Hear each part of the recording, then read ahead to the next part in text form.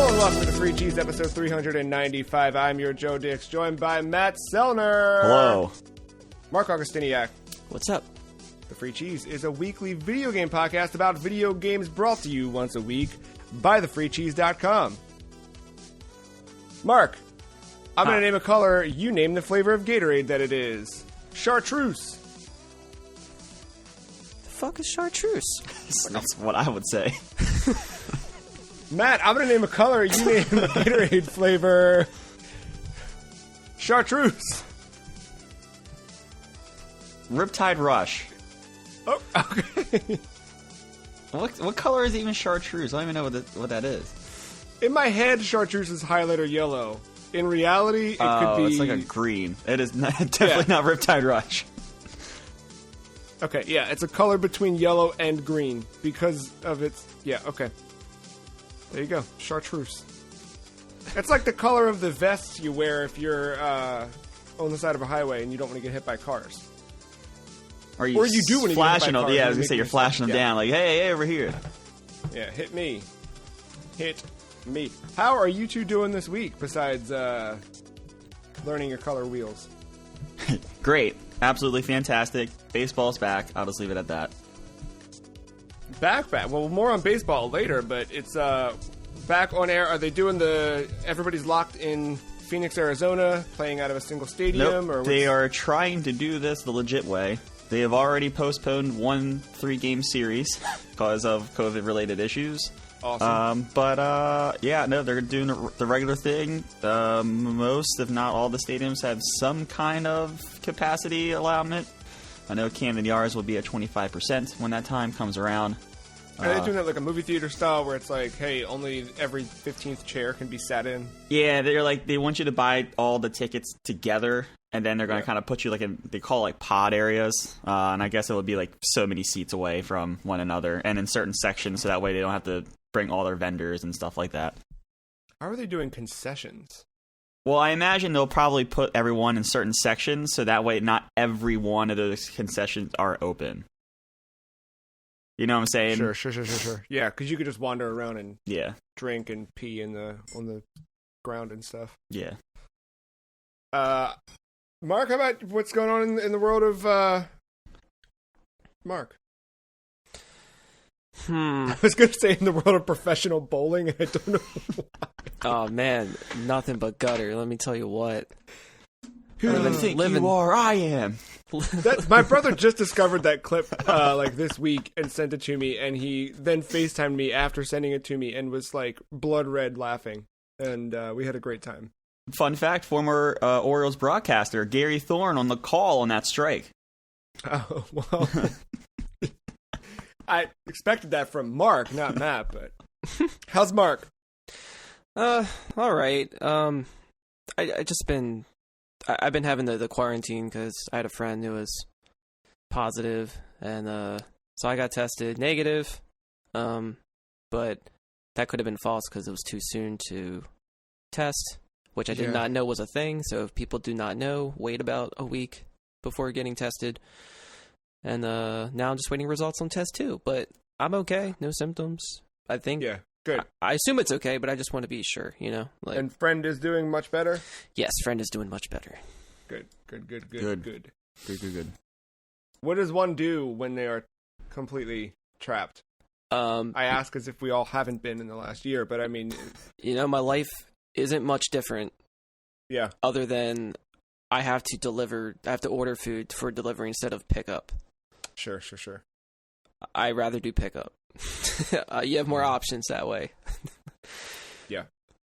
I've been reconsidering the idea of curbside pickup for grocery shopping. Hey, I thought for a second you were reconsidering the idea of delivering pizzas. No, that ship has sailed. It was fun. It was great fun, but I can't be smoking cigarettes anymore and hanging out. No. Well, you can swing by your friend in the Starbucks parking lot.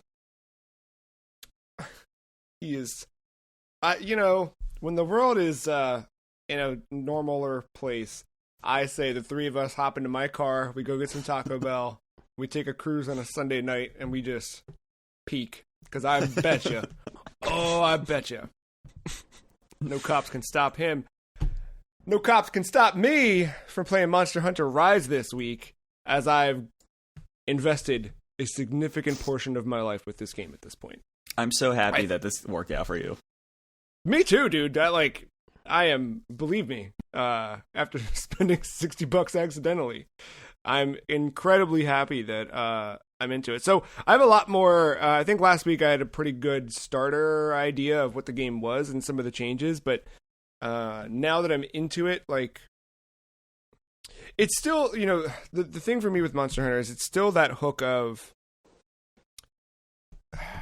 I think that, you know, the end game, the long-term stuff is you are hunting monsters to get better gear and better weapons to then hunt more monsters, right? So if you hate the act of what you're doing, you're probably not going to like the game. And I think also, like, the end game of let me just look super cool, that's not an everlasting feeling, right? Like, that will fade quickly. So seeing some of the armor and stuff that I see, I'm like, that's cool, Logan, and I want that, but that's not, like, the actual game has to be fun. So I found myself in the first week, the game gives you one of every weapon at the beginning, but actually equips you with a longsword, which I had played longsword a bunch before playing World, so I felt most comfortable with it. And I've since tried to, only because I got materials to make a really cool set of dual swords that are electrified, so that I can do some thunder damage. And I got armor that if I leveled it up just a little bit, I could get a boost to my thunder damage. So I figured let's go full Pikachu with it and have a party. So I've been doing that, and now I'm like starting to get to the point where I'm like, okay, I kind of know which direction I want to build my character, at least power-wise, and I can start to replay some hunts and chase some specific monsters for specific material. But I'm still, A, way early on, and B, still playing through the main story, where, you know, the story piece of this, the story is, you know, it's pretty rote, right? Like, it's just I mentioned last week, the village is being attacked by something called the Rampage, where all the monsters are suddenly attacking, and you need to help defend the village. That has expanded a little bit. So I think the story is enough of a through line to kind of propel you into continual play, right? Like, there's enough that I think the old Monster Hunters, where it really was just, hey, go join a hunt and hunt a monster, and then it's over, and then do it again. This at least has a solid story mode, right? Or something to kind of follow along with. And then they've added this Rampage mode. So I don't know if you guys have seen this. I did not see it until I got the game, because I kind of fell off watching coverage of it in the last few months. But Rampage mode is tower defense Monster Hunter. So you have an area, you have different stations where you can put automatic turrets or turrets that you mount, or little traps for the monsters, and then the monsters are coming.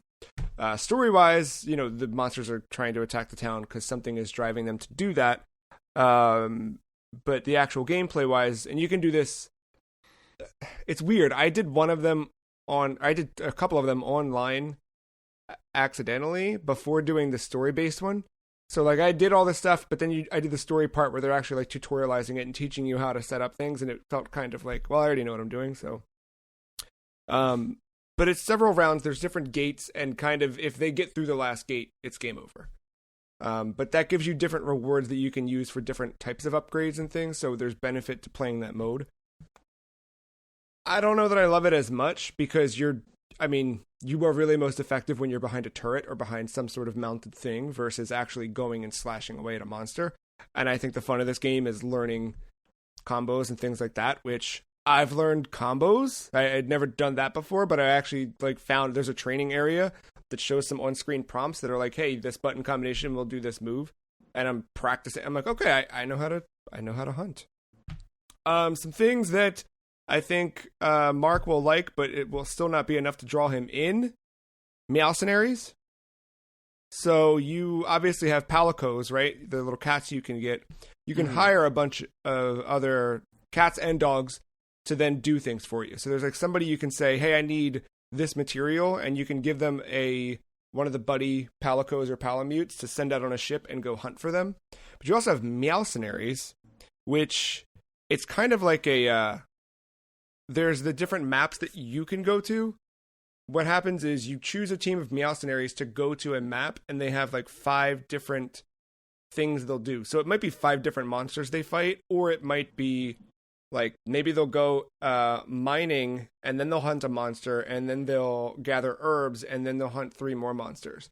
But it's always that kind of thing, and they bring back materials respective to the task they did.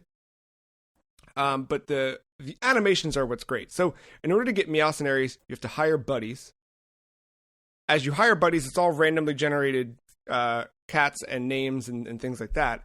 And I promise you, the first time I did it, because I'm like learning, I'm like, what do I do? It pops up, and in a line, the list that I could hire from, because they rotate out the stock you can hire, I had Helga, I had Kid, and I had Rock. So of course, I got Kid and Rock, and I always send them out on every journey together. And I love, Mark, you'd asked last week about the like cooking animation. So in this one, it is all about Dongo, which is the little, for folks at home, the little dough balls on sticks that are different flavored. And in this one, you choose 3 different balls that have different potential buffs to them. So every time you order food, you get a buff to your health and your stamina. But you also potentially get like, hey, if this is effective when you eat this Dongo ball, then your weapon sharpness will retain its sharpness if deflected at a higher percentage. Or you'll heal a little bit more from healing items. Like there's little things like that. So the animation for there's 2 different cooking animations, and they're both fantastic.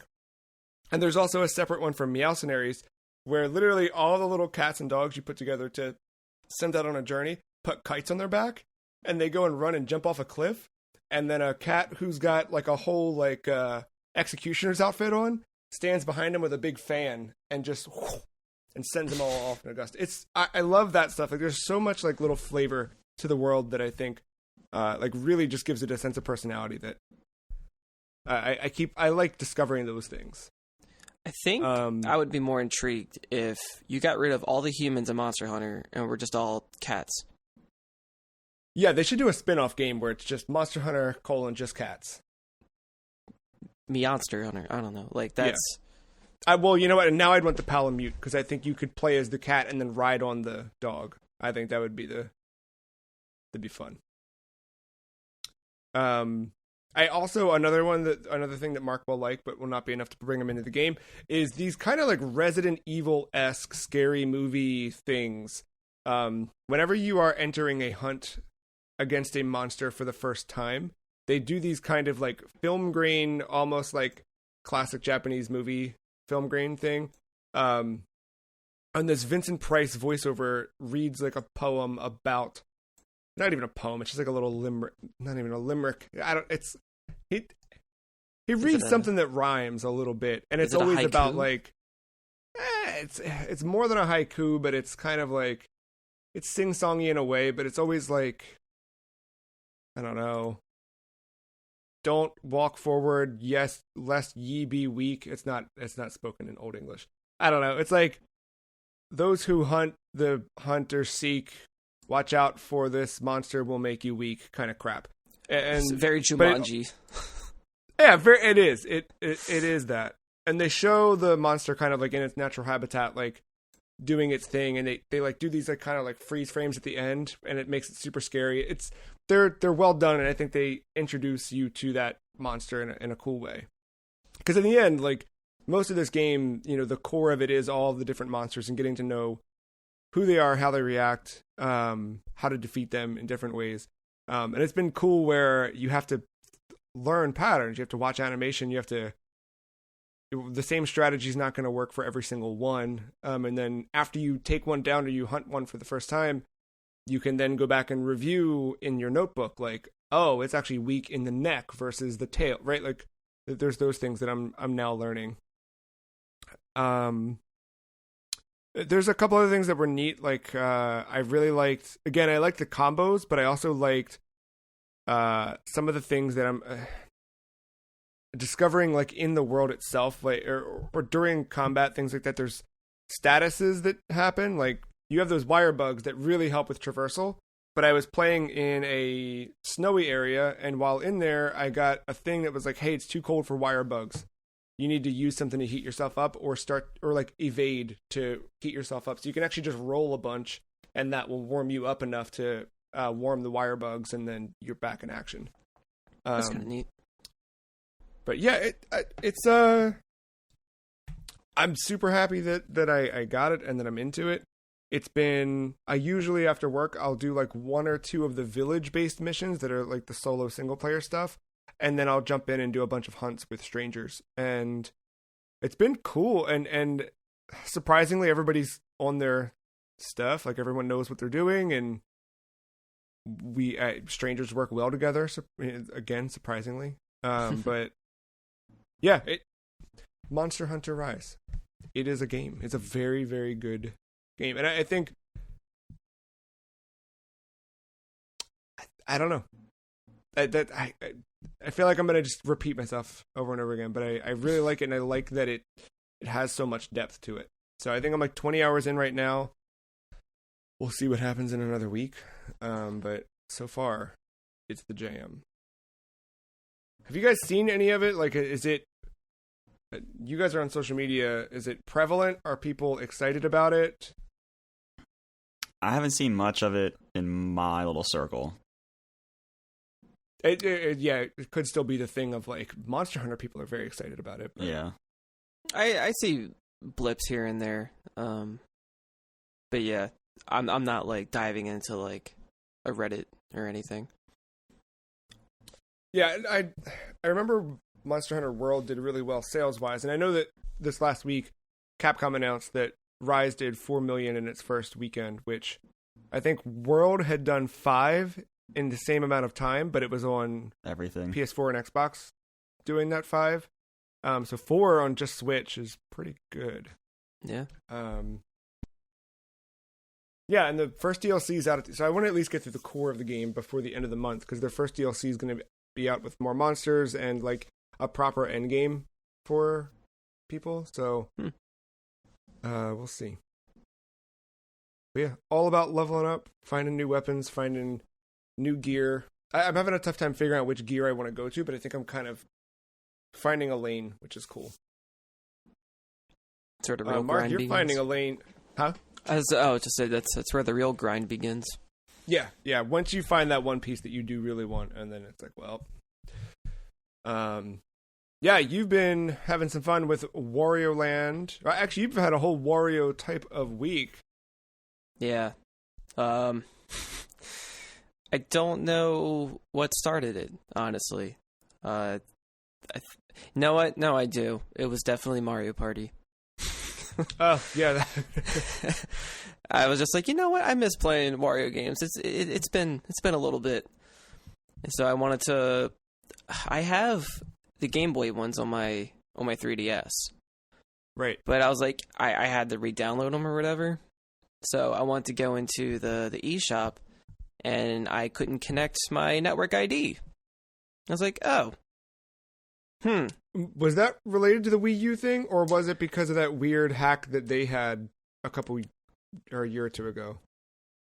So it ended up being because of my call with them previously. Okay. But at that time, before I knew that, I was like, what is going on? Did this kid do something else that I'm not aware of? Did you like go beyond just changing my me to changing my identity entirely? And so I called up Nintendo. I had a very, very helpful representative. All I had to do, because I had to go to the network ID settings, but I couldn't even log into that. So when it gives you the error, apparently you have to hold down X and Y on your 3DS and then hit A, and it will bypass that. And then it'll make you like remove your account entirely, and then you just have to re-log in and connect it. That's essentially all that it does. I love those weird little like things that you don't know about, like with hardware that the manufacturers or the developers put in, but they're hidden to everybody else. So yeah, for any folks that have that issue possibly at some point, there you go. That's what you gotta do. And then the eShop had to update. I was like, all right, cool. And then yeah, downloaded the games. I dipped into a little bit of each one. Then I was like, you know what? I never played the fourth one. And so I beat 1 and 2, never beat 3, because I just couldn't solve some of those puzzles. I think 3 was the outlier, though, right? Wasn't that the weird one? I think it's when it started to find its identity. So yeah, it's not as a like traditional Mario like platformer anymore. It's but like 4 goes back to that, right? 4 is also like 3, but a little more evolved. Oh, okay. So like Wario's greedy as usual. You go into like this tomb, like this pyramid thing, and there are these 4 sections, all based off of gem colors. It's like topaz, emerald, ruby, sapphire, I believe. And each have their own like 4 levels. And all the levels are you have to go and collect 4 pieces of a gem. That gem will go on a door. You need 4 gems per door to open whatever that does. So I just kind of been like rotating each area, just getting like a different colored gem for each door at a time. And like navigating the levels, it's like it's weird. I'm still trying to get used to it. And because of the ratio of the Game Boy Advance screen, it's like if these were just a little bit bigger, if I could just see just a little bit more, I wouldn't feel as, I guess, overwhelmed with like backtracking. Because once you get all or the majority of the pieces that you can get after going so many pathways, there's a statue that you find. It's like a weird statue with like a bird that's like sitting on like a hi-hat, basically. Like a hi-hat symbol, whatever. And then like you jump on the bird, it will close the hi-hat, and now you have a timer counting down. And you have to get out of the level. You have to go back to the entrance where you started within a certain amount of time. It's usually like under 2 minutes. It varies on the level. So now you're like panicking because, everything's just going crazy, but now new pathways are open for you to find your way back. So while you're panicking trying to get back, that might be the only way that you find like the last gem that you need before you can advance, because it's going to suck if you make it to the exit and you didn't get all the gems. Now you got to go back into that shit and try to do all that stuff again. That's not fun. Like, I've become a little more critical of backtracking in games for some reason now. Like, I don't know why, like, it bothers me more this time around. Like, if like a Metroidvania is one thing, because I know that's what that is about. So like, I just know going into it. But with something like this, I was expecting more of like a straightforward platformer-ish. Like, I don't mind navigating throughout the levels or traversing in certain ways, and it's cool when like certain enemies or elements in the levels will transform Wario into doing different things. Like, if a bat bites him, you'll turn into a little vampire bat with a Wario head, and you start flapping around until you hit a light source and you turn back to normal. Or this monkey will throw fruit into your mouth and you get huge, and you can only like, your jumps are super heavy, so now you can break platforms beneath you in order to get to like another area. Oh, I thought you were going to say that you start throwing barrels down at a little plumber man, but yeah. Well, isn't it kind of Wario-esque that you, as the player, get pranked into backtracking and speedrun? Like, it's like with a Mario game, you can kind of go from A to B and find everything, but then with Wario, it's like, also, screw you. Now you have to go backwards and do it the Wario way. Yeah, I mean, I guess it's in a way, it is kind of like Wario's punishment in a sense, but it is very like that Indiana Jones moment where, you swap the treasure and then a boulder's chasing you, essentially. Like, that's every level in this game. And they're just all themed differently, and it's fine. It's just, now I know what this game is after some time, so now I know what to expect more of it. And it's cool seeing that this is, like, you can see the DNA of where WarioWare was conceived. It's in this game. Oh, yeah. Like, a lot of there's micro games already, like, not that many, but you have to pay to play them. There's, a lot of the sound effects are reused in WarioWare. And the music is so weird and wacky in this game that, like, it sounds like something you would hear in WarioWare. So I went and played WarioWare on GBA after this, and I beat it entirely in like an hour or two. And I could hear a lot of the same music being remixed or reused from Wario Land 4. So I thought that was really cool that you could just see where it's like Wario kind of found his identity between 3 and 4, and then like how that split off into WarioWare, and it's like it's so natural. It seems like out of left field from an outside perspective, but yeah, for Wario Land 4, like I love that sprite work. I love all the artsy stuff about it. It's a very creative game. It's kind of like a weird, wacky version of Kirby, where instead of sucking up enemies for their abilities, you have to get hurt to transform. Right. So, like, the game isn't really about dying. It's all about just seeing what you can do. Like, you try to make the best of your predicaments while being greedy. So how does that differ from Wario World on the GameCube? Wario World, to me, is easier to jump into. This kind of has like a more condensed Banjo-Kazooie Spyro kind of approach to it, where like you have a hub world that you run around in. You know, you had this castle and you had to get all your treasure back. So there's 4 worlds so far. I don't know if there's more than that, but right out the gate there's 4 worlds, and within each world there are 2 stages and a boss fight. And within the stages, you know, you do traverse through that like Wario Land 4 in a way, but of course, you know, it's a little more, it's still like 2.5D, sometimes 3D platforming. The camera is like kind of fixed. And you'll find various little areas where you do like little mini games to get certain gems and certain treasures to complete your Wario statues. And so to give you like this checklist for each stage where it's like you have to collect those, you have to collect all these gems, collect all these weird treasures everywhere by like you get the treasures by hitting a switch somewhere, and that will unlock a treasure chest in a different part of like the level, and it's all color coded. So there might be a green button, and then there will be a green platform further down in the stage somewhere that will have the treasure chest waiting for you because you hit that button. And so it's all about looking for those. And then, but fighting enemies is really cool too, because like Wario Land 4, you have the shoulder bash, you have the ground pound, and you can sprint. And as you're sprinting, you're headbutting everything. Think like Super Metroid when you get that run ability. It's that, like the after image, the sound effect, everything. It sounds very similar. But in Wario World, you just pummel the shit out of things. You're just punching them constantly, and then if they're a bigger enough enemy, you can grab them.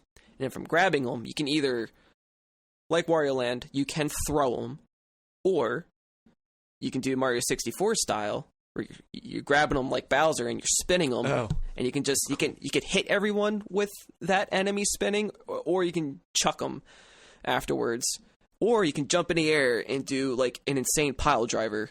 I was gonna say, I feel like pile driver would be Wario's, especially with the wrestling persona he's got.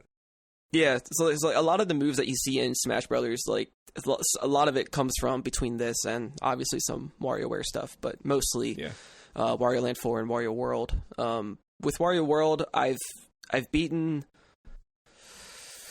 the first world, and I just beat the second one. So the first one just like your typical like jungle forest area kind of thing, and then the second one is like a spooky mansion graveyard.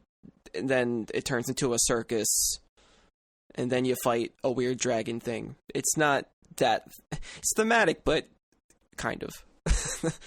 But the platforming in that is pretty cool. Like, I don't feel too bad about backtracking in that one because the levels are so condensed.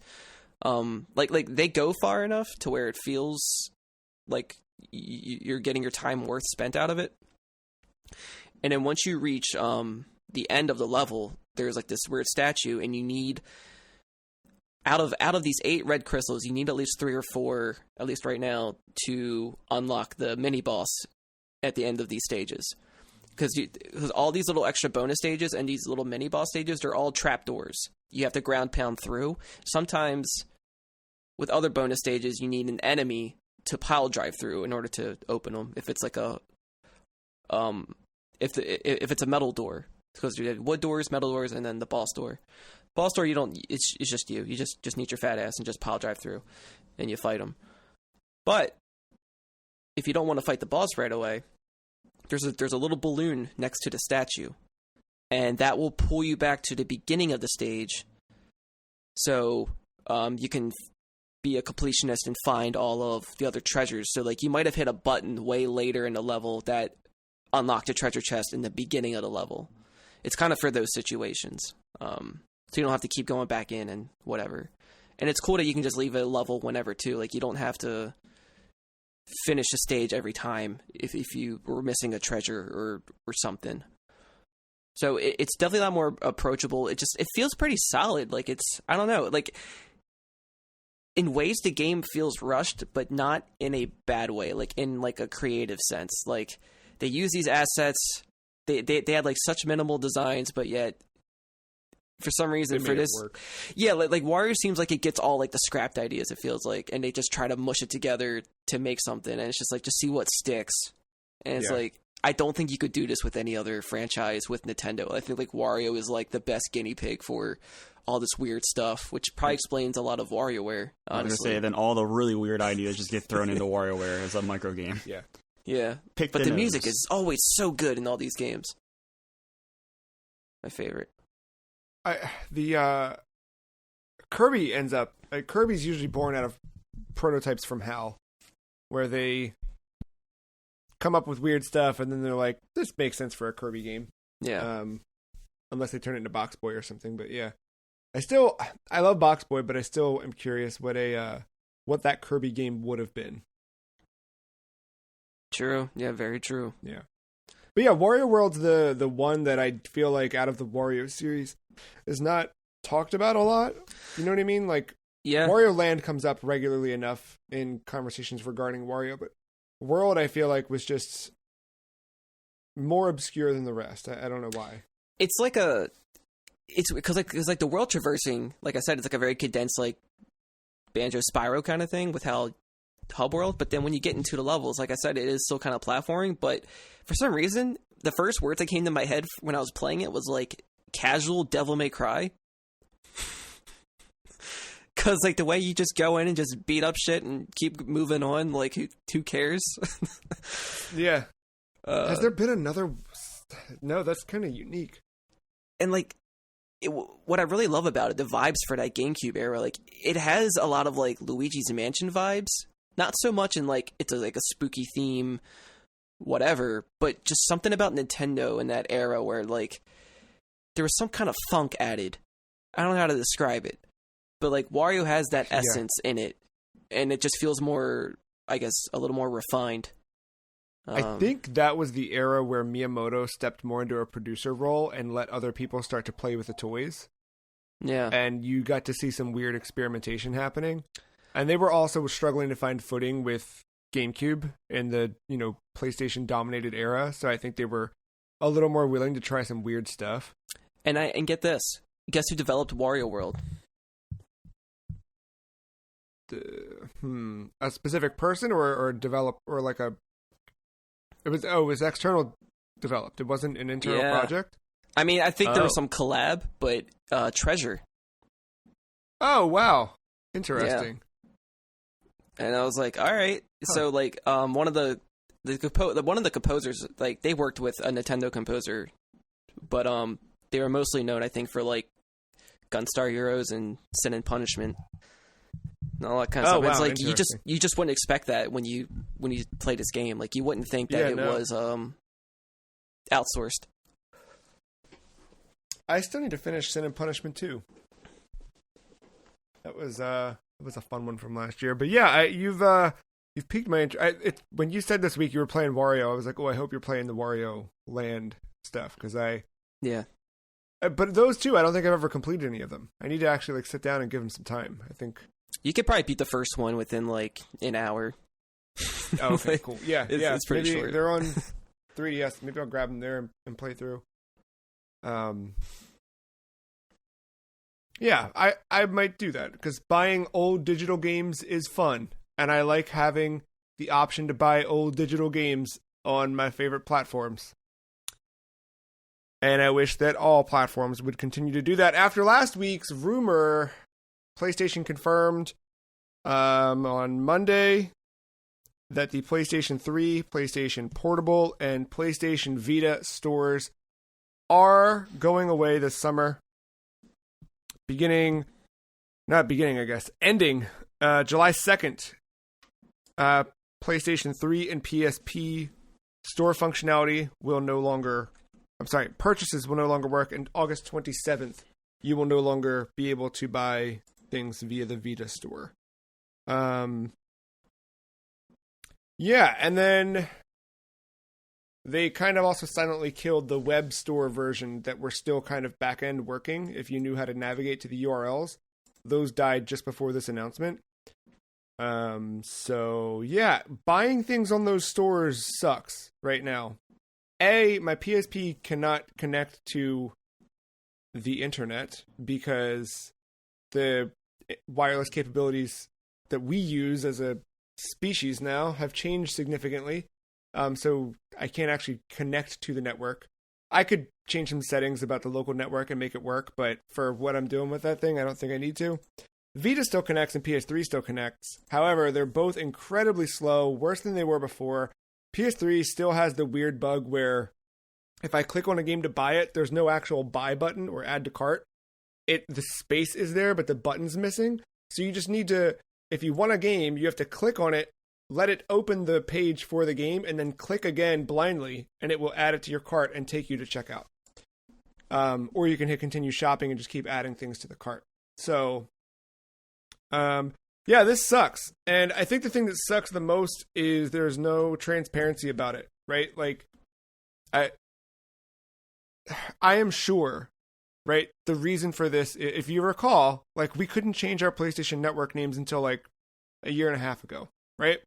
The way that this network was built in 2004 or earlier, that really bogged down what PlayStation could do, I'm sure cutting this loose is an incredible sigh of relief for some engineer who's had to deal with this thing as their project. Like, you know what I mean? Like, I get it, yeah. Right?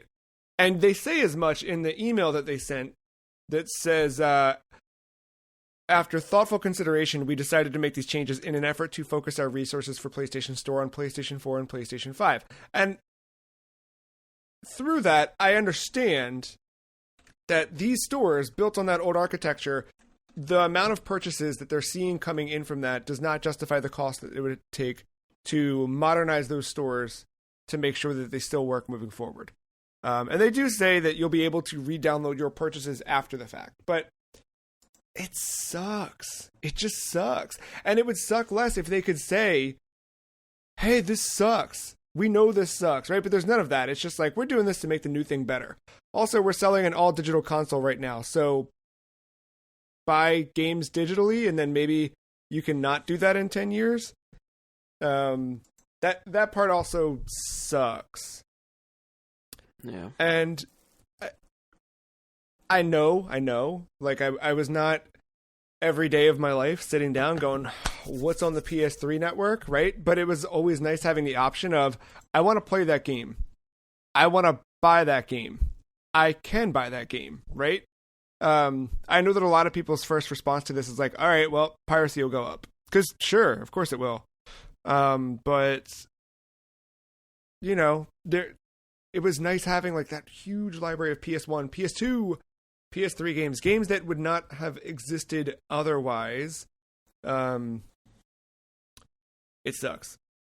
Because, yeah, I was buying some stuff the other night, and Katie came down, and I was like agitated because I went to go check out, and the PS Store crashed on my PlayStation 3 as I hit buy. Like, I was selecting my credit card, and just crashed. And I was like, man, come on. She's like, you're bent out of shape because you needed to buy Suikoden? Come on. And I was like, I didn't need to buy it. She's like, you weren't itching for that last week. I'm like, no, I wasn't. But the fact that it's not going to be there, like, I want to make sure that I at least have those things. Like, those were always those games where I was like, yeah, they're there. I will play that one day. It's on the PlayStation Network. So, I don't know. But the downside is, I mean, people are going to continue to make recommendations. We're going to continue to make recommendations. We're still not going to be able to buy everything that we want. You know what I mean? There's still going to be that thing on August 28th where someone goes, boy, I'm so happy that I bought this game before PlayStation went down. And one of us is going to go, dude, that game looks cool. I wish I would have got, you know what I mean? So that stuff's never going away. And that's a bummer. Anywho, rather than dance on its grave, and hang out in the sad part of the news story. I think what I want to do for the foreseeable future is make sure that we at least hit you, the listener, with some game recommendations each week. So what are some things from the PlayStation Network that we recommend and we know will not be available after these cutoff dates? So yeah, nothing like super formal, but if you guys have recommendations for PlayStation Network, I've got one to kick us off that you definitely will not be able to play after this goes down, and you can't really play without a Vita, but it's Frobisher Says, speaking of Wario. I don't know if you guys ever saw Frobisher Says, but it was a game from the developers who eventually went on to make the game Ho-Hokum. And it's a WarioWare styled game on Vita that was free to play. And it was very much like Simon Says, but Frobisher Says, but also all of the minigames were Wario style. It was very quirky and very weird and very British and a lot of fun. Like, I remember spending good time with Frobisher Says on the Vita. So if you have a Vita or a PST, the weird thing is I don't know if it actually works on PSTV because I think it has some touchscreen capability. But if you have the means to play Frobisher, you should buy Frobisher. I guess if you can navigate through a store to find it. Because that's the other thing, too, is like when I was searching for stuff, like on one of the screens, Chrono Cross shows up. On one of the other ones, Chrono Cross doesn't show up. There's like no consistency with where things are and where they are not. But yeah, do you guys have any recommendations? Sorry. No, I was going to add on. I think with the DualShock 4, I think you can use the touchpad for the touchscreen stuff. You can, but then there's the backpad, and I don't know how some of that works. So I know there's some games that never work on the TV because of that. I don't know if Frobisher was one of them or not. I can't remember. Right. But yeah, no, you're right. I think you can do that if you have that set up. I believe it's available on PSN. I have to check again. I don't know if it's on TV, but I never played it on a Sony platform, but I can imagine it runs about the same, if not better. From Atlas, Riviera, The Promised Land. Oh, I remember that one. So I had this for GBA, and I enjoyed the time I had with it when I was really more into turn-based RPGs. Really love the art style. It's the story's a little whatever, like it's not bad, but it's not like that captivating either. It's very anime, so expect a lot of those tropes in there if you're used to that. But overall, I don't know. I think it was cool. Just one dude and like 4 chicks, and each one has like their own like color coordination and ability. Like you got your mage, you got your archer, you got your swordsman, you got your devil goth girl with like a scythe, and it's cool. And you can just like do different combinations and shit. I don't know. I liked it. I'm gonna add that maybe this is gonna be a crazy thought, but maybe I will put together an article where we slowly keep adding to that list each week. No promises, because I don't think I've written an article in there in a long while, but I'm at least going to jot down Riviera, The Promised Land. Matt, do you have anything you... I never dive deep into the trenches of the PSN only stuff. I can only keep thinking of like PSN / disc-based releases and stuff like that. I am going to throw out there, though, the old Ratchet and Clank games. I know you can get them all on disc, but Crack in Time, Into the Nexus, and Full Frontal Assault are 3 gems on the PS3. Is Full Frontal Assault, is that the... No, what was the tower defense when they put out that was cross-play between PS3 and Vita? It was like one of the first cross-play games they did between the two. Was it Tools of Destruction? Or maybe Tools of Destruction is the regular main series one, and Full Frontal Assault is the tower defense. Maybe I got them mixed up. Okay. I know there's the weird one, Quest for Booty, but that's like you can play the other characters, and it's like a more of a side scroller. Yes. So it's either Full Frontal Assault or Tools of Destruction is the tower defense, and I'm mixing up which one is the main The mainstay. Full Frontal Assault is the tower defense. Okay. I pulled it. Yeah, available on PS3 and Vita. Spin-off from the series. Yeah, those are all, yes. I also remember All for One. Yeah. Played that one a bunch on PS3.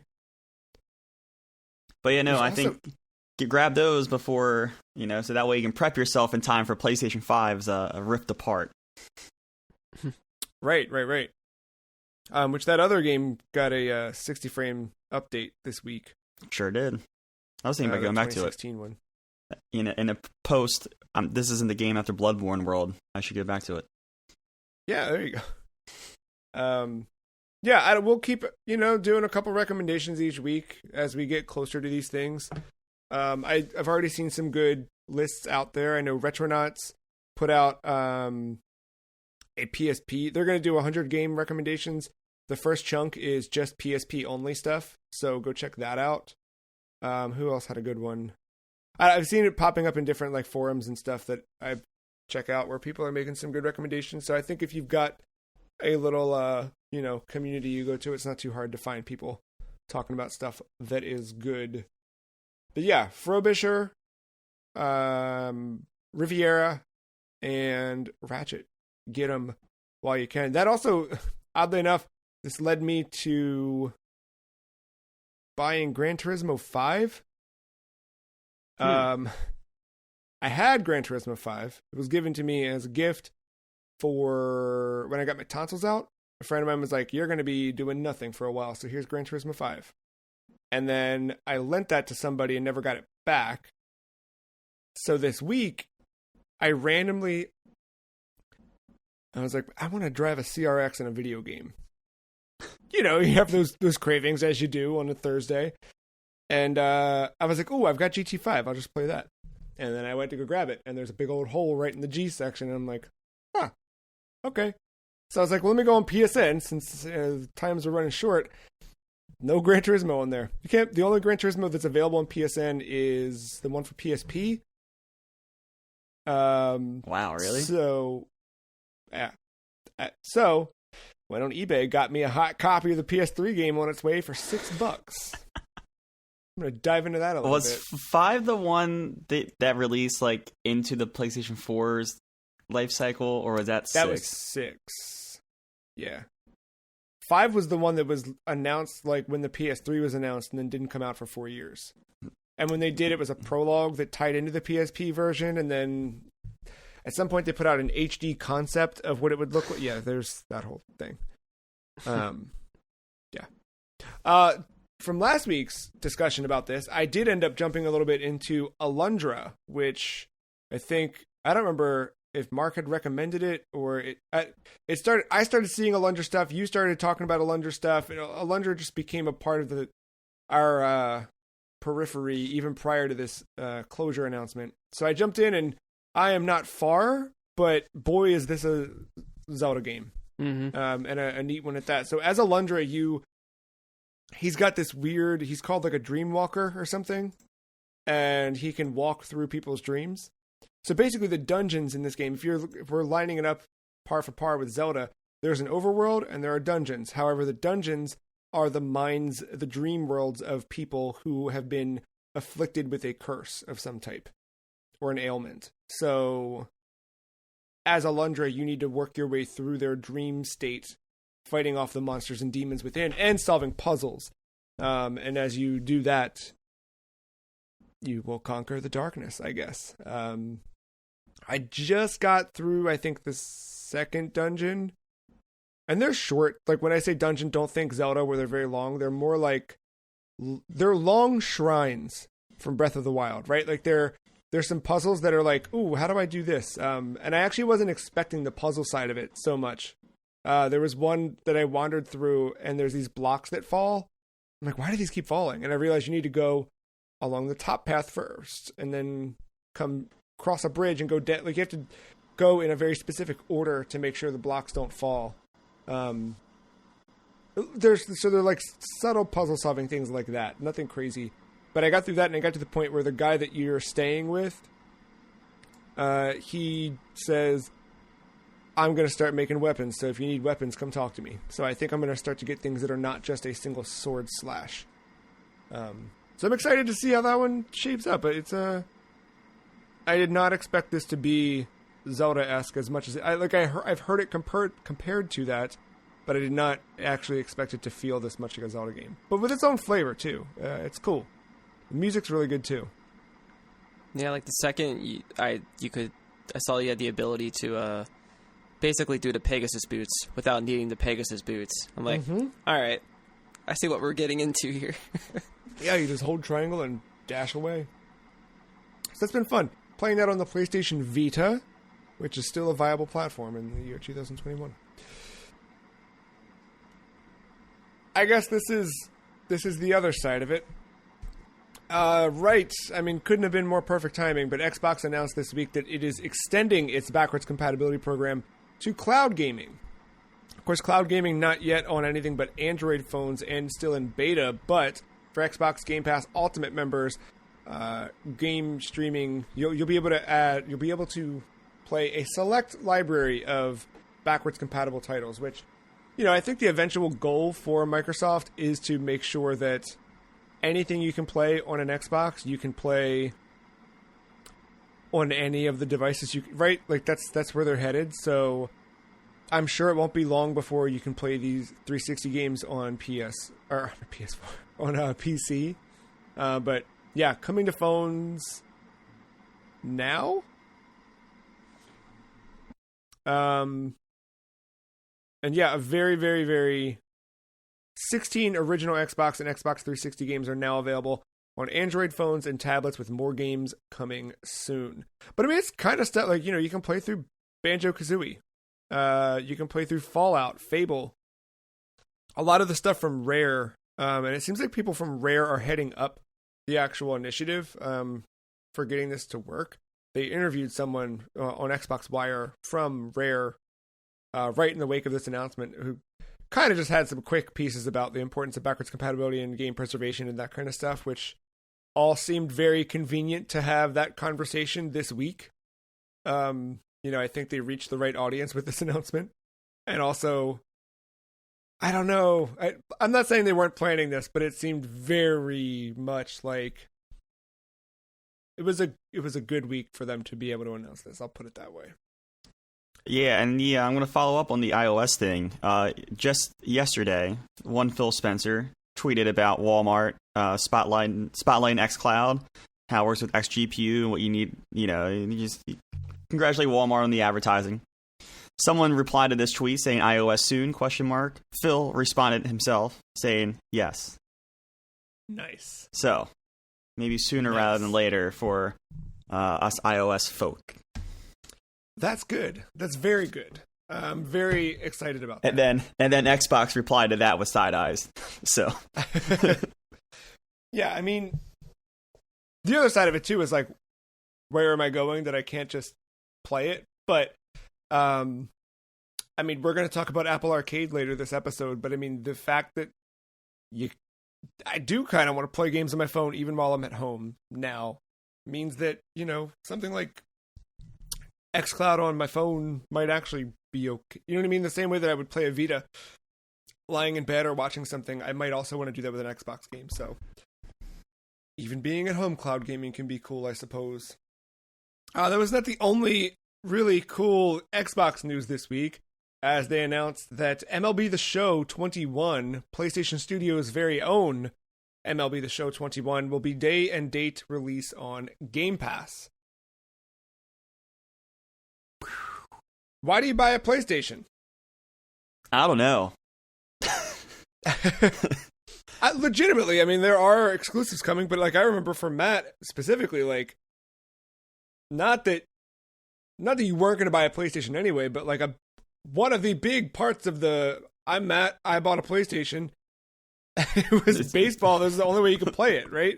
Now they've made it so this isn't the only way you can play it, but they're also making it so that you're not spending any additional money to play the game you want to play. Yeah, crazy. This Crazy, is wild. crazy. This is wild, and I've been digging a little bit into this, and the reason why I think Xbox pulled this off is PlayStation's not publishing on Xbox's side. It is some kind of branch of the MLB that is doing it, and I think that publishing arm did some, and Xbox has some conversations, and that's what led to this happening. So it's not PlayStation publishing on Xbox. Like, it's not like PlayStation is putting their own game, that they're in control of themselves onto an Xbox Game Pass day one kind of thing. But it's still wild that you're going to see an Xbox trailer and then the PlayStation Studios logo and then San Diego Studios all in the same trailer now. And here's the dumb part. I don't know if I'm going to spend the $70 or not. On PlayStation, I'm curious to see what they do with the haptic triggers. That's kind of bizarre to spend $70 for that, but I'm still thinking about it. But at least, like, I don't know, maybe I don't buy day one on PlayStation. Maybe I'll wait for a sale and get it that way. Yeah, right? Why not? I mean, it's crossplay too. It's not like I'm going to be limited in one market, with competition or whatever. So, like, right, yeah, you're just because you get it on Xbox, you're not locked into only that community. And then when you do that, but this is the thing: if you start on Xbox and I do my Diamond Dynasty and I collect the baseball cards, those are not probably going to be transferable to the PlayStation side. So once I start on Xbox, the more I go into it, the less inclined I am to buy it on PlayStation. It's a wild thing. It's like Don Pringle always said, once you pop, you just can't stop. And if you open up those cards on one platform, you're not going to make the jump. And then they're not doing the thing that 2K did with NBA 2K21, where it was only the last-gen version. It is both the next-gen and standard-gen version, and it will use smart delivery to decide which version you get. So, wild stuff. Yeah. I guess to close that out, Mark, are you going to play MLB The Show now that you have no extra monetary investment needed? How is there such thing as co-op in this? That's no, because no. There's your answer. Yeah. I'll play with friends. That's about the extent. I know you can like I know there's like online seasons and stuff like that, but as far as gameplay and stuff, nah. Versing each other might not be so bad because it'd be fun. I played a lot. I played a lot of baseball games on Super Nintendo, like the Ken Griffey games and whatever, and I loved even like the weird ones like Super Robot Baseball 2020 or whatever. I just loved stealing bases and just trying to get away with it while just throwing balls back and forth. Like, I don't know. It's weird. Like, I don't play baseball for the baseball. Yeah, you play it for the I play for the dumb shit. Yeah, I think although I think it's baseball and like there's only so much you can do with the controls. I still think that for newcomers, it's a learning curve on the controls because sports games are complicated now. God, dude, go back through our YouTube channel and you can find me struggling to learn how to pitch and everything else. Yeah. But there's all kinds of different meters and ways to pitch. You're not just like, you can kind of find the right one for you. So, wait, I mean, I assume there's like a home run derby kind of thing. Yes. There we go. That's it. There we go. There you go. All done. We're going to hit it out of the park, slip into a break right here. When we get back, we've got news on Apple Arcade. I can't. Yeah, stay tuned. Right after this short break music. We'll be right back.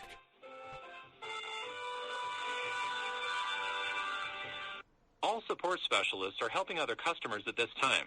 Please hold, and your call will be handled by the next available specialist.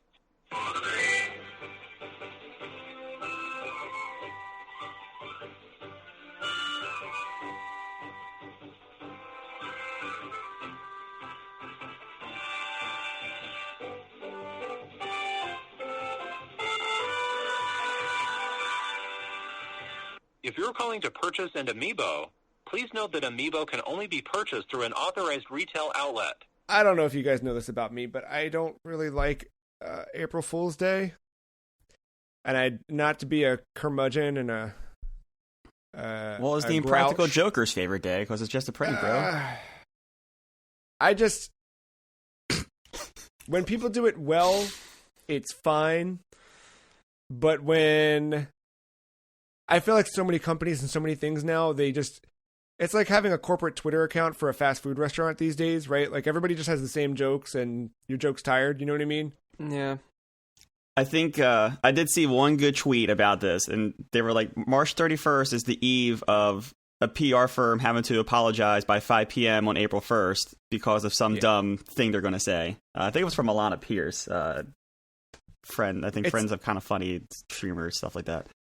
Yeah, it's not to say that I hate fun, but you know what I mean? Like, I feel like fun for every police over here. That's me. Whoop whoop. I think for every one good April Fool's Day thing, there's like 2,900 that are just like, okay, I get it. You did the thing. Yeah. Anyway, that's a bad intro to this segment.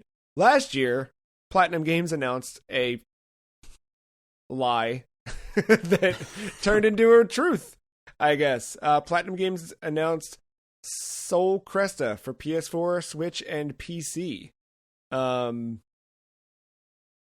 It's a real announcement that they joke announced last April Fool's Day and then real announced this April Fool's Day.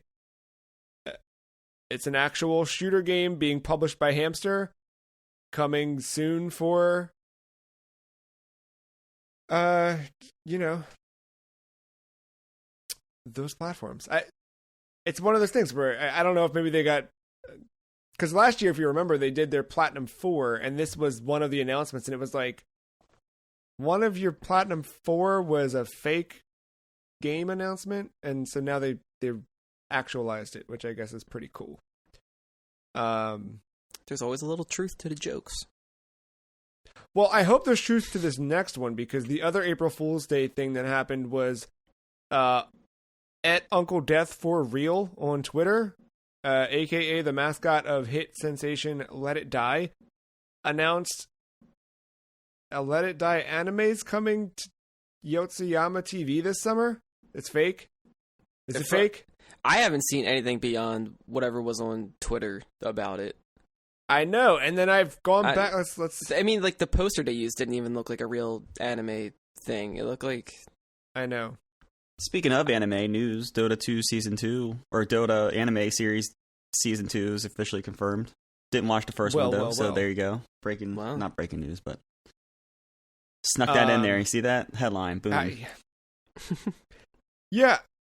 I don't know. I hope that this is real. I don't know that it's real. I don't really want to have faith in it, but I hope that it's... Like, I went on the Let It Die's, like, even, like, website for news, and it's not even there. It's...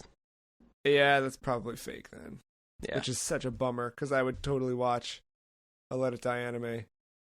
I did learn I learned that the Uncle Death Twitter account existed the other day, and I learned that back in February there was a Ninjala tie-in where you could get Uncle Death as a playable character in Ninjala, and now I wish I would have paid closer attention to that, because I would have... Yeah. Could have gotten Dude, that game is not great. I know. Well, that new one's out too. Ninjala 2. What's the new one called? Knockout City.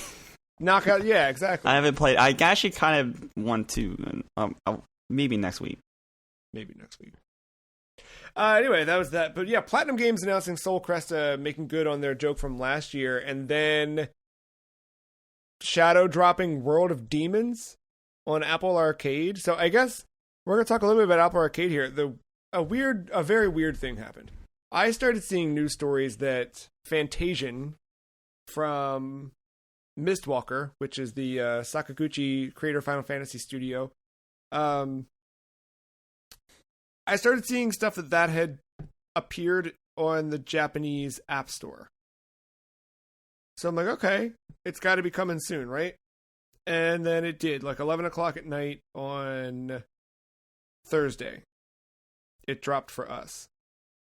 I'm like, okay, so here it is. I'll resub to Apple Arcade for another month play this a little bit and then move on. And then I wake up Friday morning and Mark's like, hey, also check this out. There's a brand new Platinum game called World of Demons. Hey, also check this out. That cool drum game from Japan, Taiko no Tatsujin, is on iOS. Oh, wait, there's all this other... Apple had a whole week, so we'll kind of do the news here with the games themselves. But yeah, Apple Arcade got an update to not only add a bunch of new games, including, Fantasian, Taiko no Tatsujin, this World of Demons from Platinum, but also NBA 2K21 Arcade Edition. The reason I call this out is it is just basketball. There's no card packs, there's no BS, and when you read the privacy policy, there's no garbage. They're not tracking you, they're not following your location like they do with the other NBA 2K apps. It's just basketball. So that's kind of cool. Imagine that in 2021, just basketball, man. Just hoops. That said, the character models are way lower fidelity than what you get in the that's because they don't have your location to make the accurate faces. Right, of course. But I'm gonna save the other. I'm gonna save the kind of like soft surprise here.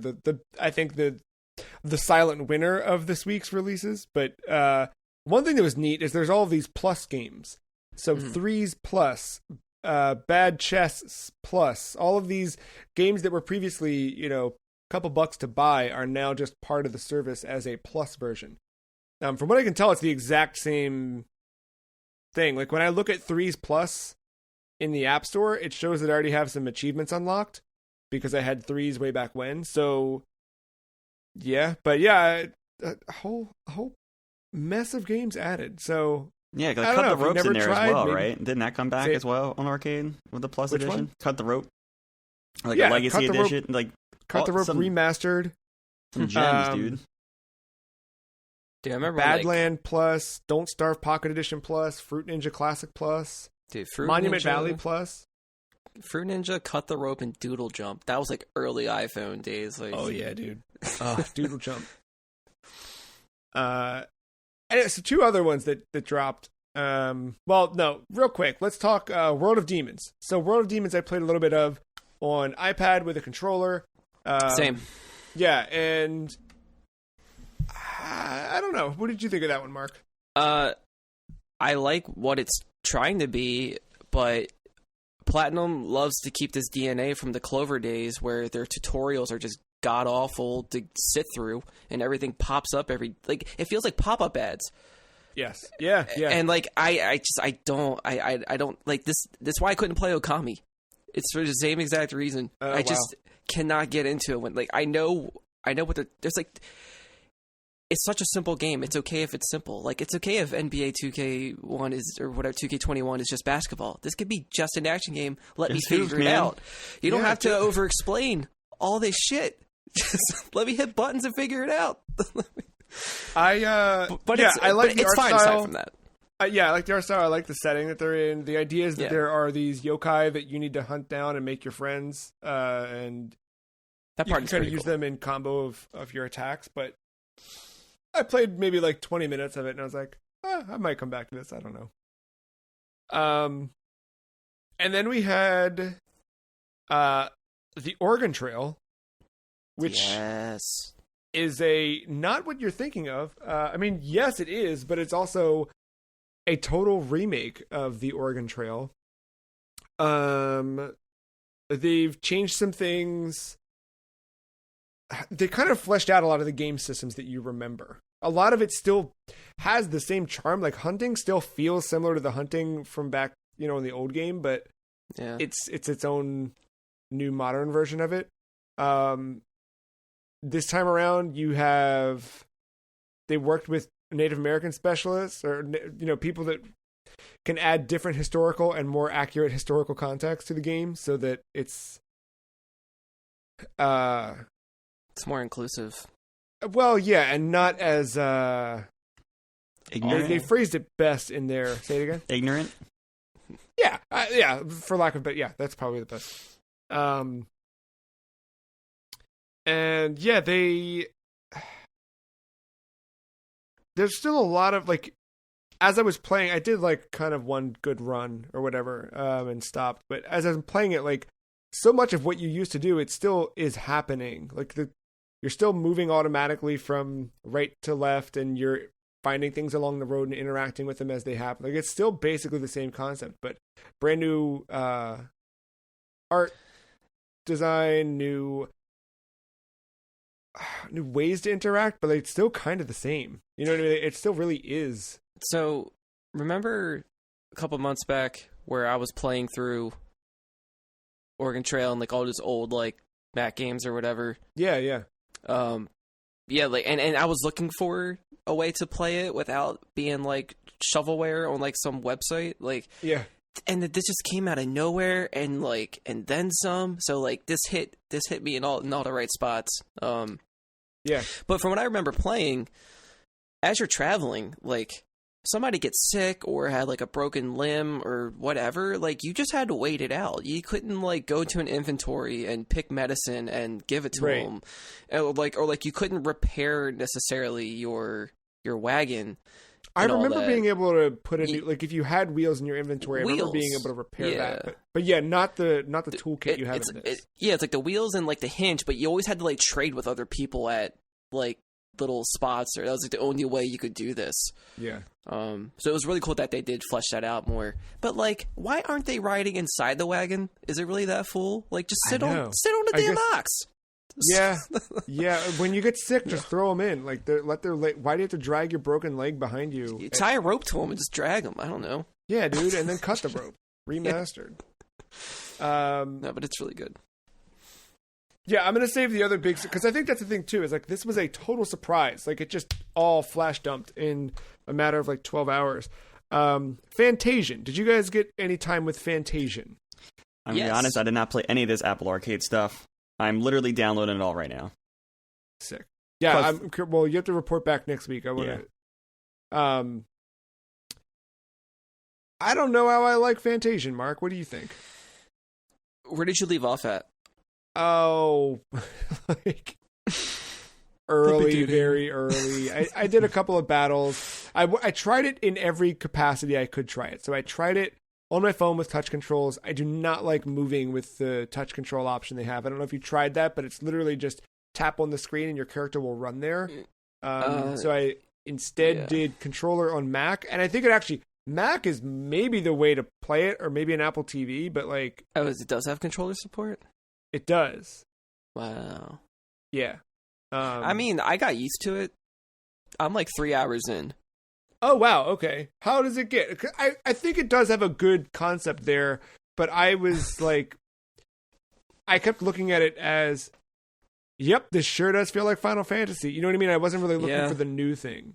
And I think it's like if Marth was handed a PlayStation and he only played Nier in Final Fantasy VII. Okay. So the character looks like 2B, but more Marth. Yeah, I get that. It's Marth with a 2B color palette. Yep. Okay. You know, now I'm kind of sold more. Typical protagonist with amnesia, trying to figure out, what happened. Yeah. The fights are kind of cool, though. I think that's the only part that kept me going. I think, I agree. I didn't know when you're traversing, if you're doing the touch stuff, if you swipe to the map, there's crystals located on the map. You could just touch that crystal, and your dude will auto run to that point, so you don't have to keep pressing shit. And then they introduced a new mechanic. I don't know if you got this, but there's a device that your character picks up. And I think it's called it sounds like a weird amalgamation of digital and dimension. Okay. Yeah. Can you explain this? Because I saw this, but did not unlock it yet. So this pretty much makes it more convenient to play the game.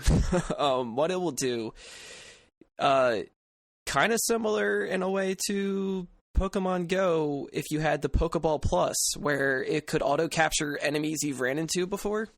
This will, instead of going into every fight, if it's not your first encounter with these enemy types, it will store them into this device instead. So you don't have to keep grinding necessarily. Or it helps you avoid a lot of random encounters. So you can just keep going. but that can only hold it's its own pocket dimension of like virtual space, and it can hold up to 30 enemies. And then once you can go into it at any number. You don't have to wait till 30. But once you do start it, you fight all of them at once. In one big battle? In one big battle. And like I think it's only like maybe 12 to 15 on screen at a time, I think. Yeah. And then as you wipe them, and more will pop up in their spot. So you're just knocking them out. That's cool. All in one thing. And they added this little gimmick. They're actually called gimmicks. Like, yeah. There's like these little crystals that will appear in front of some enemies. And if you can line up your attacks, because a lot of the character special attacks, you can like line up multiple targets at once and go through them. So I don't know if you got the second character to join your party. So dude, I barely, like, I did enough to, like, I know what the combat system feels like, because I think the combat's, neat, and I think it is satisfying when you can, like, stack up, like, a big hit or something with multiple characters in a line. I think that was neat, but, yeah, very, very... Well, I think it looks like it's going to be like a 3-person party, but I only have the second one, which is, like, your typical healer magic girl, and... her ways of doing multiple targets is like you hit the skill and you bend up or down, and it will make like an arching trajectory, so it can hit enemies from like a side and like go across that way instead of just straight forward. So you're kind of working with both of those, but you see these gimmicks pop up in front of enemies, and these gimmicks, if you hit them with the enemies that you're targeting, they're usually buffs for your character, so you can like steal an extra turn, or you can stack one more strength for this fight, and you can go through it quicker, and then you get all that EXP at once.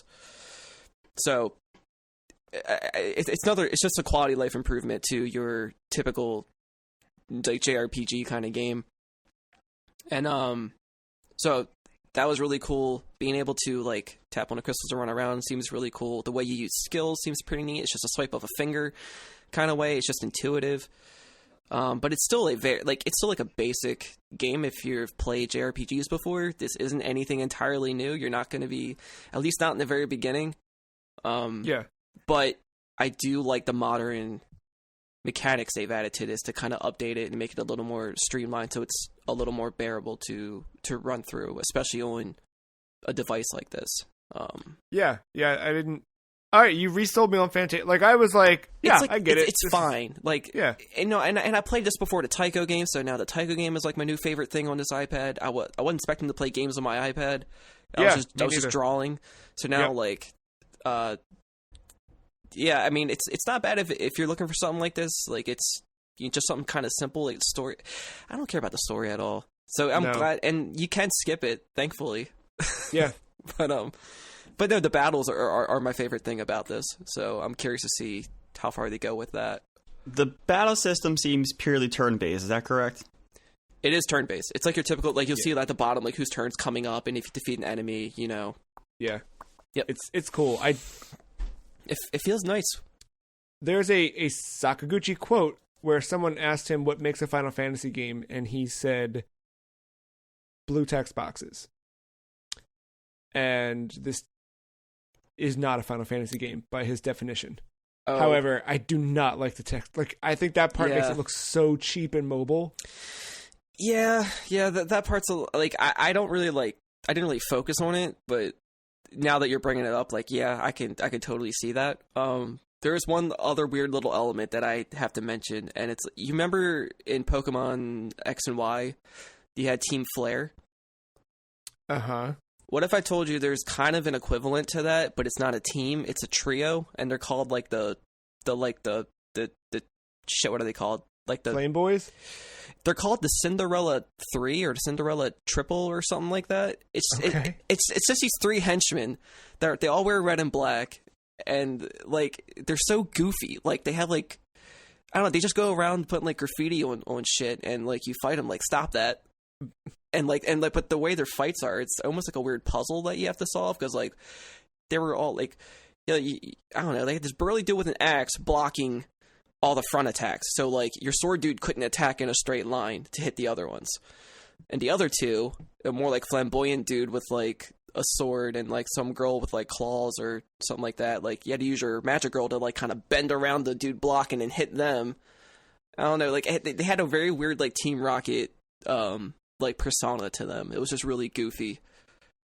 I was like, wow, okay. It's just a lot of grabbing.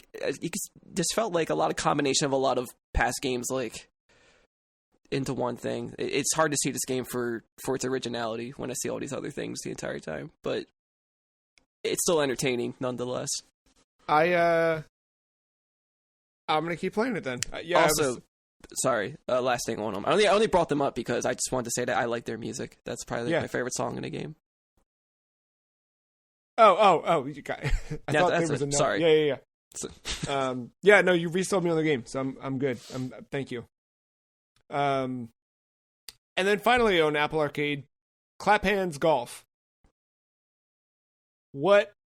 I see this and I'm like, Clap Hands, aren't they the people that made Hot Shots? I didn't even know that until you the people that made Hot Shots Golf, Everybody's Golf, on PlayStation platforms. They've pretty much been a second party studio with PlayStation. Made their own. There's a Hot Shots Golf on Apple Arcade now. Straight up, it's just that game, and it's cool. I don't know if this will be the one, or if this is like a good primer getting me ready for that Mario Golf game coming out in like 2 months. But yeah, dude. I played through. I unlocked a new character already. I'm going through little bits, and it sure is one of those good arcade style golf games. I really thought you could make a character.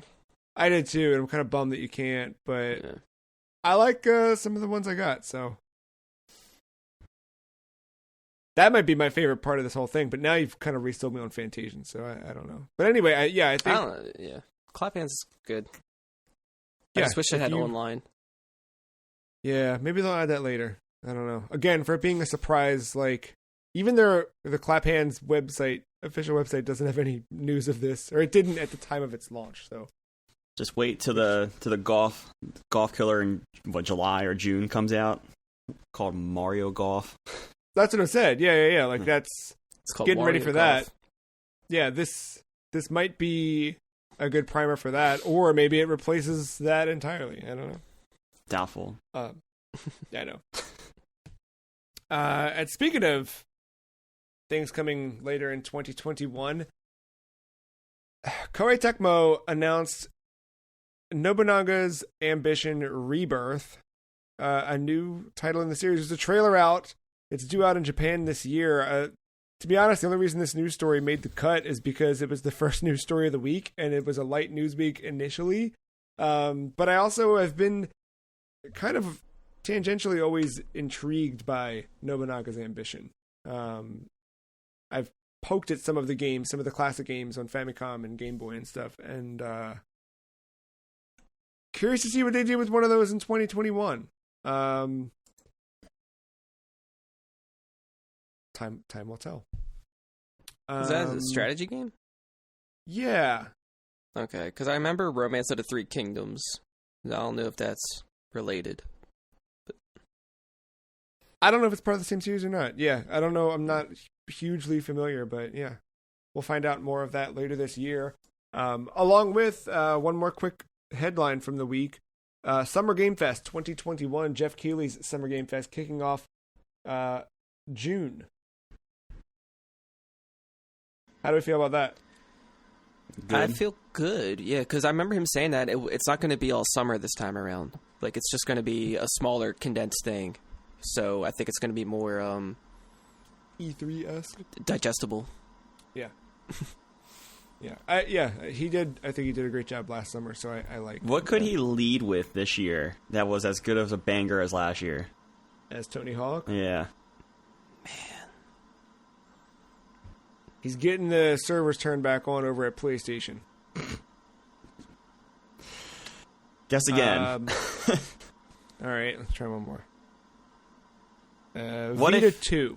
Wait. I was gonna say if he was the one to unveil Elden Ring, that would be fucking badass. That'd be pretty cool. I think I feel like that still ends up at like a main show. I think that's at one of Microsoft's next big boy. I don't know think when, but how much you want to bet Keighley would be the one to announce the next like Valve game? I could see that. I could totally see that. Hideo Kojima's next game. Or Yeah. one of them. Yeah, I think I'm trying to think of something on the caliber of a Tony Hawk style thing. Twisted Because Tony Hawk was huge, but also I think still like muted in the grand scheme of things. Jack Yeah, I don't Black's know. Guitar Hero. I'm ready for Guitar Hero to make a comeback. I'm not. Specifically, I don't have enough space in this department for plastic guitars. you can leave them here. Just come pick them up when you need them. Do you not have any space because you have a giant new PC in that apartment? That's part of it. I got a giant new PC and a giant paperweight. On Paperweight. That's on both ends of the desk. so. How is the new PC experience? You went with a different build this time. Yeah, I treated myself for my birthday, and thanks to Reggie Fils-Aimé. So yeah, I bought a new boy from Cyber Power. This is not an ad. And yeah, I got a brand new boy, has a 3080 in it, looks to be the size of an Xbox, maybe Series S. It's fucking my God. ridiculously huge inside this box. It got a 3800 AMD Ryzen in there, so you know we're vibing over here now. It's nice to play Warzone with an increased frame rate of around 100 frames, but with all the max settings turned on and me be able to see like 400 meters away again. That's very nice, especially when you're sniping and things like that. I haven't gotten really to play anything else. When it came Thursday night, I ran into technical issues with it because, of course, it's a PC. But after some opening it up and fiddling around with it and installing a part from my old PC to the new one, we are up and running again now, thank God. And yeah, so far so good. It just kind of sucks having to re-download everything, but thank God for gigabit internet because that's now possible. I did download the entirety of Warzone and Modern Warfare in like 30 to 40 minutes, which for like a 150... That's like 17 terabytes too, so that's pretty good. Yeah. So I was very impressed with that. So yeah, no, so far so good. Besides that one little hiccup, but we're working now. I have to figure out what's going on. I tried to cut a corner on a motherboard by not having it a native Wi-Fi 6.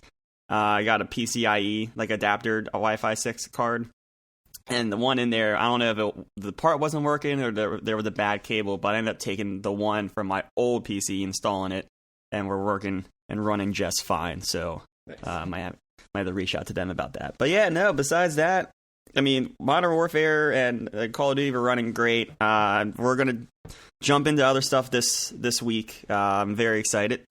I will return, not just because of 1.2 coming out, it's just good time between the PC and that update, but I will finally return to the world of Cyberpunk and see where that takes me. I will have a fun time with it, though, because I am playing as Polish Mark. And I'll probably text him at various random times and just be like, what would you do in this situation? Oh man, look forward to it. Yeah, I like the what do you call it? But there's an actual role playing game, right? Like that's the idea. Yeah, I'm excited. We'll I want to hear the highs and lows of the PC world. A couple weeks ago, we're going to close out on this question of the week. A couple weeks ago, we talked about games that would have been better if Sega made them. And I believe it was Bomberman talking about how Bomberman feels like a Sega game that led to the question we did not ask last week. Which game feels like it was made by Sega, even though it was not made by Sega? And I guess another part of that is, what to you defines a Sega game? For me, man. Yeah, I don't like, know. The things I kind of thought of were, I feel like the gameplay complements the theme in a Sega game, right? Like, I think they have a very good way about realizing a character and a world, and there's a synergy between the character and the theme and the actual thing you're doing while you're playing. For me, Sega is like inherently Japanese. Like there's just so much of it that is just like it's got that good flavor to it, you know? And I also feel like there's an imperfection with Sega games that other game companies are not willing to like live in, right? Like there's something about Sega games where there's always something that's just not quite so polished. Not in a way that feels bad or like restrictive, but like I don't know. It's kind of like how you described Wario World earlier, right? Like there's like you can tell that they did these things with resources limitations in mind, but not in a bad way. Like it's always done well. And to that end, I've got 2 answers this week for games that feel like Sega games, but I will let you guys go if you have one. I kind of have 2, I guess. More like 1.5. My first main one is Gotcha Force for GameCube. That is a Capcom joint, but so like you could be like, yeah, I could see how this could be a Capcom game, but for some reason, just the way it plays, it is very like Power Stone-esque in a way, which is also Capcom. But I don't know, like if you told me Sega made it, I would probably believe you. Just because of just the way it's presented and its themes and everything. It's all very like toy-like, and there's something that has this weird level of charm, and the gameplay doesn't like take away from that. I don't know, just something about it. I don't know if this could work on any platform, maybe just because it was on GameCube. But just the way it feels, it does remind me a lot of some Sega games around that time in terms of controls. Because, around that time I was playing heavily the Sonic Adventure games and whatever, and like I know Sonic doesn't have the greatest camera. Sometimes Gotcha Force doesn't have the greatest camera either, but more so what was reminding me was how you... like just the momentum and the movements more than anything is what is reminding me of each other for some reason. And then like in the RPG field, my other answer was Digimon Story Cyber Sleuth, like a more modern Sega kind of game, which I'm not even sure what that means anymore, honestly. I feel like there's such a variety with Sega. Like I couldn't think of anything like arcade like, because to me like Sega's more like in that field for me. But I don't know. There's something about modern Sega where like, because I don't have a pulse on Bandai Namco. I don't really know like they don't really have a pulse, right? Like they exist and they're doing stuff, but like I don't mean it like that. I just mean like there's Souls, guys, Souls. No, that's their identity. What I mean is like they don't have like a. There's a thing like there's a. Well, I mean, Souls is from right. Right. Published by Bandai Namco. Yeah. Right. But like to be developed by Sekiro, Bandai. that was published by Activision. Bandai is a publisher, right? Like Bandai does not have a brand identity. Fair. The way that like Sega had. I mean, like you have Tekken. But Tekken's Tekken, right? Like Tekken's not Bandai. Right. Like you have Tekken and Pac-Man. Yeah. And right. It's kind of hard to put a good pulse on anything else from that. And like Tekken as a fighter, like it's fine, like it's it's no Street Fighter to me, but it's still fine. It's just I don't know. So like that's how I feel with Sega now. Is just kind of like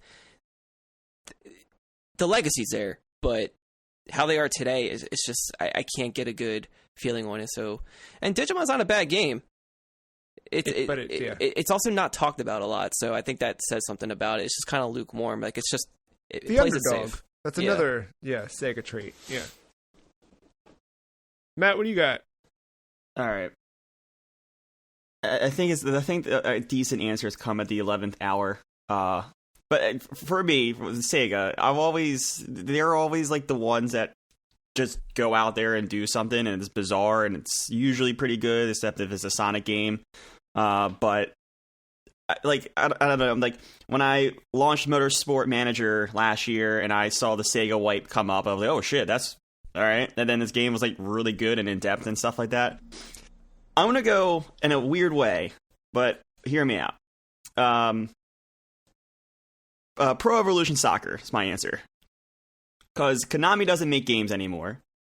Sega does still make kind of sort of sports games. They used to. They were really good. Pro Evo Soccer, it doesn't get talked about much. But without really playing it, I've heard that the gameplay is actually better than FIFA. They just don't have a lot of the licenses that FIFA has. And I just feel like with Motorsport Manager not having all the license of Formula 1, but still being a very good sim game, I just feel like that might be the proper answer, because who the fuck is Konami anymore? Yeah, like, that's the thing, too. If you asked me today, like, you want to play a soccer game, I would not pick FIFA. I would pick PES. Yeah. That's a good answer. Good. I'm surprised neither of you got here. Not here what I'm about to say, but here tangentially, especially given what Mark played this week. But Rhythm Heaven is the game to me that feels like it was made by Sega. I thought I would have gotten a WarioWare out of one of you guys. Because that also, I think, close to Rhythm Heaven feels like Sega-esque. But that Rhythm Heaven, just that like weird, quirky, like, again, like the world defined by the gameplay. Like all of those short little bite-sized rhythm games creating these weird characters and little spaces. Have you played Feel the Magic? No. What's that one? It was a DS launch title. That was made by Sega. It's... Oh, Feel the Magic. I thought you said Field of Magic. I thought sorry. Field of Magic, like Field of Dreams. Yes, I thought that's what you said too. Feel the Magic. Feel the Magic. I have played that. Yeah. It's got like a girl dancing on the front. Yeah. That's Sega to me. So like but now after you saying about Rhythm Heaven, I can see how if they did do Rhythm Heaven, how that would kind of evolve into that. I think there's the same like quirkiness. Yeah. In a way there. Any game that has just this weird narrative that's just text based, there's actual no gameplay besides just showing up to places on time and the occasional fight, that's also Sega. That's the other one I have is Ape Escape 3. Specifically 3. Yeah, 3's weird, dude. Okay. 3, you play, you are taking over the TV studio. Or a TV studio, not the TV studio, but you're taking over a TV studio, but so much about it, and so much, there's, a really good stream, like 3 months ago, of John Linneman from Digital Foundry, Tim Rogers of Tim Rogers fame, and Corey Carlson of My Life in Gaming. And I think it was John playing it, but the three of them just talking about it and playing through it and everything reignited my interest in Ape Escape. But Ape Escape 3 specifically, there's like every monkey has its own personality and thing to it. Like there's just this like attention to detail in 3 that felt like Sega to me. And I'd be curious that we've got all of this little list we've built now. I'm curious to maybe spend some time digging through the staff credits list for each of these games and seeing how much Sega DNA ended up there. Because another one too is like Luminous, feels very Sega-esque. And it's Mitsuguchi, who came from Sega, making Space Channel 5 and Rez at Sega, right? So it's like, I bet you there's a lot of these games where there may have been some actual Sega DNA. Ape Escape 3 totally would have been a Team Sonic game. Yes, yeah, exactly. like right after Billy Hatcher, just yep, right. Yep, yeah. They went from Billy Hatcher right to Ape Escape 3, and then somehow to Balan Wonderworld. But there's that. Probably not playing Balan Wonderworld this week, but I do want to play it at some point. Matt, what are you jumping into this week on that hot new PC? Cyberpunk, I think, is going to be main event.